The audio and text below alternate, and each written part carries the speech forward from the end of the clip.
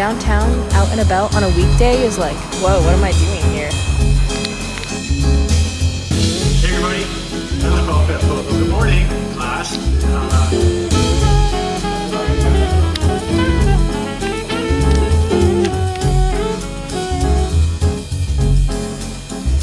Physically and then having notes. I don't know what could happen. I don't know where I see myself, and I think that is totally okay. It's a very serious topic here that we're about to get into.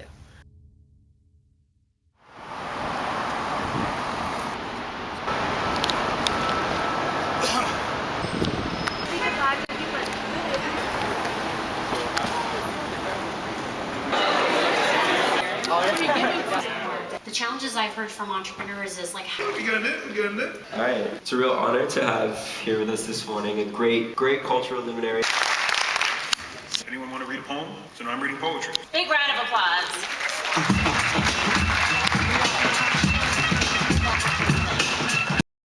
This is such a nice break from school.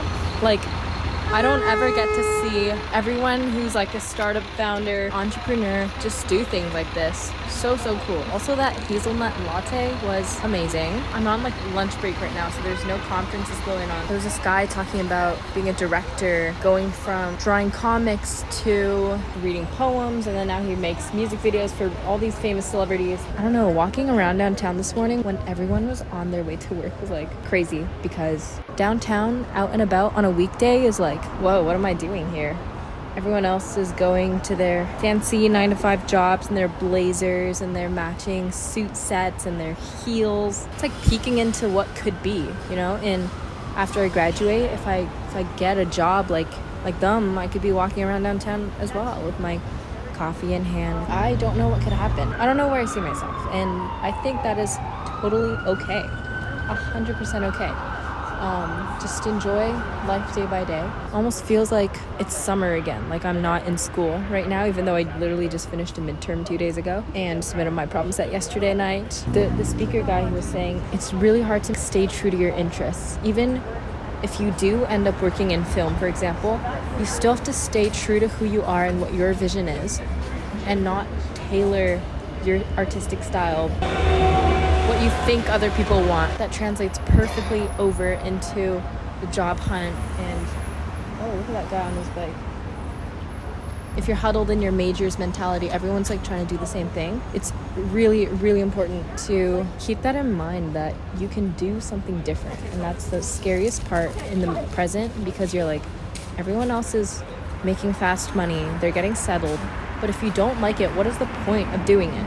You know? That's what I've been thinking about. If you have the privilege to take your time and choose what you want to do, I think that university is the perfect time to give yourself excuses to do things that you won't do ever. I had this idea to film everything on my digital camera, but see how it is. So I actually just went to a thrift store and I got a hoodie, and I'm going to go get lunch now.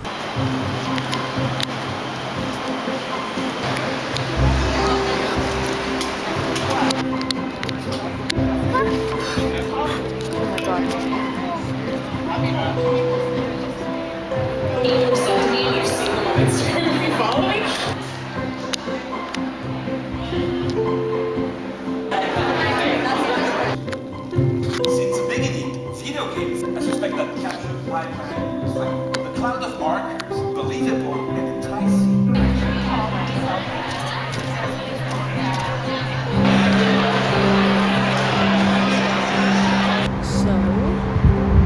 So I finished the conference. I'm gonna walk back to school because I can make it to my evening classes tonight. This entire festival was mainly for investors, startup founders, entrepreneurs. Not something I would usually attend. So when I had the opportunity to go, I was like, hell yeah, I'm definitely going to this. I met 0 other students. That was the cool part, because they were giving me like career advice about scoping out what you want to do, what you don't want to do. There were also these talks from all these different companies and content creators and influencers. It was just good foresight into how many possible futures there are. The number of paths that anyone can take at any point in time is endless. Seeing everyone who's older than me and like happy with their career and where they are, I also got to see and hear about how many trial and error periods they had to go through. And right now, where I see them, that might not even be where they actually want to be. They are also still on a constant journey to find out exactly what they want to do. I don't think anyone actually knows exactly what they want to do in their entire lives. Like, you can know what you want to do in the moment, and that might change. We just have to be okay with change. So yeah, that's my big takeaway.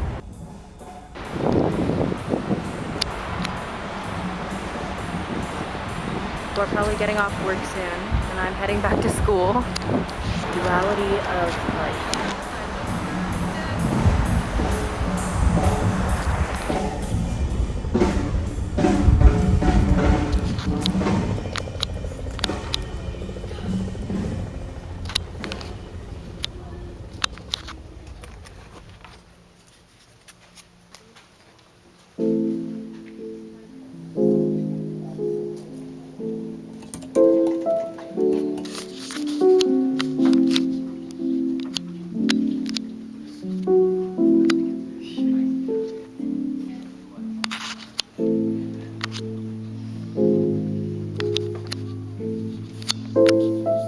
So if x involved with age is something well defined, you can calculate its I signal under the Volkswagen. Instead of sliding the Volkswagen over the signal.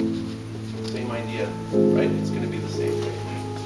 X involved with H involved with Y. We're all.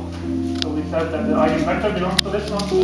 And the answer depends on number of squares. For instance, u of x.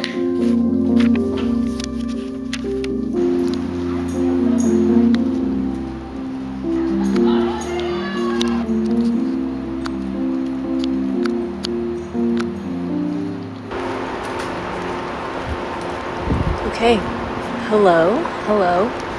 Very, very excited that I get to go home now. I'm so exhausted. I had a pretty good chat with my professor today, and I had also a couple of meetings. I did a few interviews for people that were recruiting.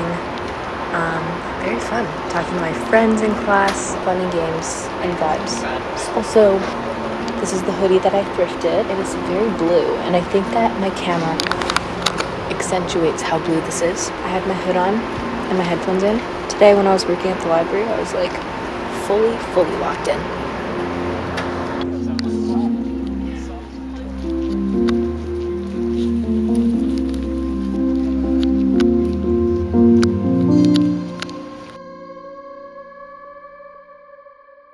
Currently, in my room, I just wrote out a list of things that I have to do. Literally just lecture numbers, problem set numbers, whatever. That way I can check things off as I go. Right now I'm studying Foundations of Computing. Not focusing. So expected running time. Just looking at quick sort. Dude, I talked about this in my last video. I've never had a physical textbook in university. This was only something I would do in high school. Introduction to algorithms. Having this physically and then having notes also physically is changing my life. I feel like I enjoy studying so much more when I have actual paper notes. And then the iPad is something where I could do rough work, and like this, it was so good to have an iPad because I was just duplicating this diagram like a bunch of times. I swear by paper now. Oh my god. Someone did ask me in my comments a really long time ago why I take iPad notes instead of paper. So at the time, first and second year, I did completely iPad notes. I have this notebook for Foundations of Computing. It's kind of complicated. That's why my setup right now is 4 items. Notebook for my notes. We have physical textbook.